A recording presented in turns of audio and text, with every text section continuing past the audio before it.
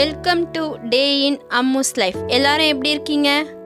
இன்னைக்கு ஈவினிங் ஸ்நாக்ஸாக என்ன பார்க்க போகிறோம் பார்த்தீங்கன்னா, பச்சை பயிறு சுழியம். ரொம்ப ஹெல்த்தியான ஸ்நாக்ஸ். வாங்க எப்படி குக் பண்ணலான்னு பார்க்கலாம். 1 கப் பச்சை பயிறு எடுத்துக்குங்க. பச்சை பயிரை வேறு ஒரு பாத்திரத்தில் போட்டு நல்லா வாஷ் பண்ணி எடுத்துக்குங்க. நல்லா ஒரு 3-4 டைம்ஸ் நல்லா வாஷ் பண்ணிக்கோங்க. இந்த பச்சை பயிரில் பார்த்தீங்கன்னா நிறைய ப்ரோட்டீன் இருக்குது. அது கூடவே விட்டமின் ஏ, விட்டமின் பி இருக்குது. ஒரு குக்கர் வச்சுட்டு வாஷ் பண்ணி வச்சுருக்க பச்சை பயிரை அதில் போடுங்க. 1 கப் பச்சை பயிருக்கு 2 கப் வாட்டர் ஆட் பண்ணுங்கள். வாட்டர் ரொம்ப அதிகமாக வைக்கக்கூடாது, கரெக்டாக ஈக்குவலாக வைங்க. பச்சை பயிர் பார்த்திங்கன்னா அயன் சத்தும் நிறைய இருக்குது. அது கூடவே கொஞ்சம் கல்லுப்பு ஆட் பண்ணிக்கோங்க. இப்போ குக்கரை நல்லா மூடி போட்டு விடுங்க. இப்போ பாசி பயிறு வேகிறதுக்கு ஒரு 4 விசில் விடுங்க. வேணும்னா ஒரு விசில் எக்ஸ்ட்ரா கூட விட்டுக்கலாம். இப்போ ஓப்பன் பண்ணி பாருங்கள். இப்போ பாருங்கள், பருப்பும் தண்ணியும் நல்லா கரெக்டாக ஈக்குவலாக வெந்திருக்கு. அப்படியே அந்த கரண்டிலேயே பார்த்தீங்கன்னா நல்லா அப்படியே அழுத்தி விடுங்க. பச்சை பயிரெலாம் பார்த்தீங்கன்னா சட்டுன்னு வெந்துடும். அப்படி இல்லைனா கூட நீங்கள் ஒரு மத்து வச்சு கூட நல்லா அப்படியே மசிச்சு விட்டுக்கலாம். இந்த வேக வச்ச பச்சை பயிரை அப்படியே சாப்பிட்டாலுமே நம்ம ஹெல்த்துக்கு ரொம்ப நல்லது. நான் இன்றைக்கி ஒரு முழு தேங்காய் எடுத்து அப்படியே கட் பண்ணி எடுத்துருக்கேன். இதை ஒரு மிக்ஸி ஜாரில் போட்டு நல்லா அரைச்சி எடுத்துக்கோங்க. இப்போ நம்ம ஏலக்காய் போட போகிறோம். ஏலக்காவை நீங்கள் இந்த மாதிரி வறுத்தீங்கன்னா சீக்கிரமாக மிக்ஸி ஜாரில் அரைப்படும். ஏலக்காவை நல்லா வறுத்து அரைச்சா வாசமாக இருக்கும். எப்போவுமே பாருங்கள், நாம் இனிப்பு பலகாரம் செஞ்சோம்னா அதில் கண்டிப்பாக ஏலக்காய் தூள் நம்ம சேர்க்குறோம். ஏலக்காய் சாப்பிட்டா நம்ம உடம்பு சுறுசுறுப்பாக இருக்கும்.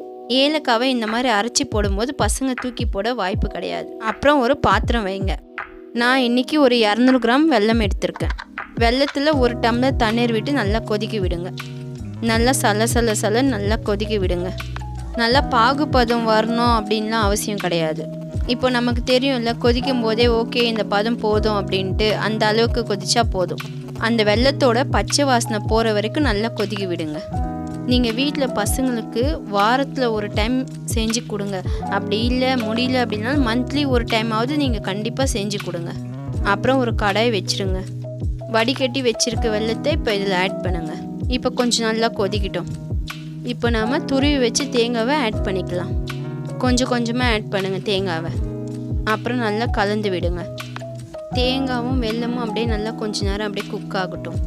இந்த சுழியத்துக்கு பார்த்திங்கன்னா தேங்காய் தான் ரொம்ப இம்பார்ட்டன்ட். ஏன் அப்படின்னா நல்லா டேஸ்ட்டு கொடுக்கும் நமக்கு. அதில் பார்த்தீங்கன்னா சில தேங்காய் நல்லா கடிச்சு தின்ற மாதிரி. அப்புறம் இந்த ஏலக்காய் தூளை ஆட் பண்ணிவிட்டு நல்லா அப்படியே கலந்து விடுங்க. இப்போது வெல்லம், தேங்காய், ஏலக்காய் இது எல்லாத்தையும் சேர்த்து நல்லா அப்படியே குக் பண்ணணும். அதோட அந்த பச்சை வாசனை போகிற வரைக்கும் நல்லா குக் பண்ணுங்கள்.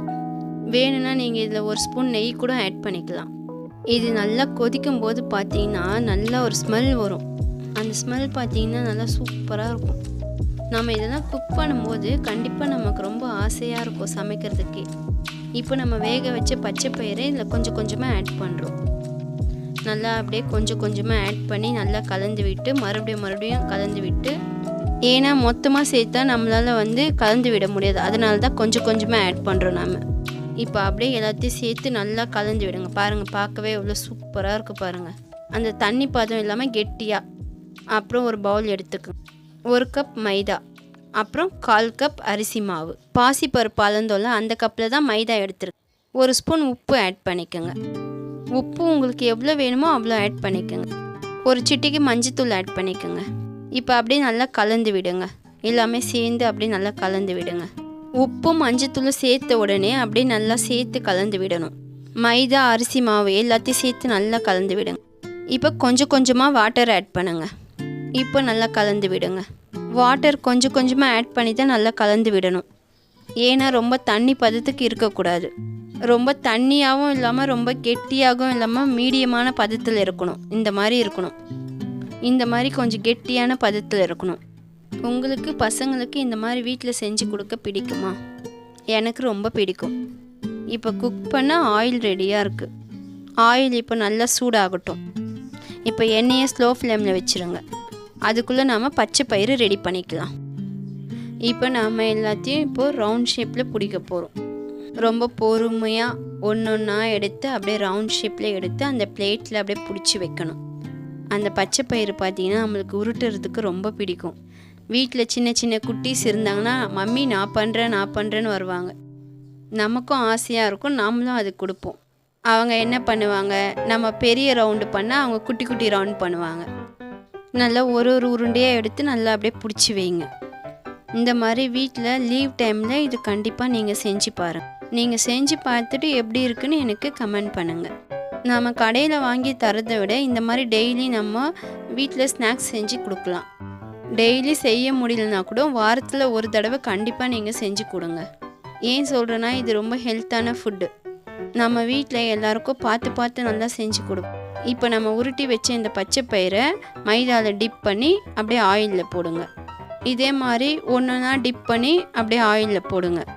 நம்ம ஆயிலில் போடும்போது கண்டிப்பாக கீழே அப்படியே சிந்தும். நாம் இதெல்லாம் செய்யும்போது கண்டிப்பாக கீழே சிந்தும். ஃபைனலாக நம்ம செஞ்சு முடிச்சுட்டு அதை க்ளீன் பண்ணிக்கலாம். நாம் வீட்டில் செய்கிறோன்னா கண்டிப்பாக இப்படி தான் நம்ம செஞ்சு கொடுப்போம். ஏன்னா வீட்டை பொறுத்த வரைக்கும் நம்ம யாருக்குமே பயப்பட வேண்டியதில்லை. ஏன்னா இது நம்மளோட கிச்சன், நாம் செய்கிறது தான் எல்லாமே. ரொம்ப தீ அதிகமாக வைக்காத, ஸ்லோ ஃப்ளேமில் வச்சு வேக விடுங்க. இப்போ அப்படியே மெதுவாக திருப்பி விடுங்க. ஒன்றா நல்லா பொறுமையாக வேக வைக்கணும். தீ ரொம்ப அதிகமாக வச்சா மேலே வெந்து போன மாதிரி காமிக்கும். பாருங்கள், இப்போ நல்லா திருப்பி விட்டுட்டோம். நம்ம எல்லாத்தையும் சைடில் எண்ணெயில் சிந்திருக்கிறதுலாம் ஸ்பூன் வச்சு அப்படியே எடுத்துருங்க.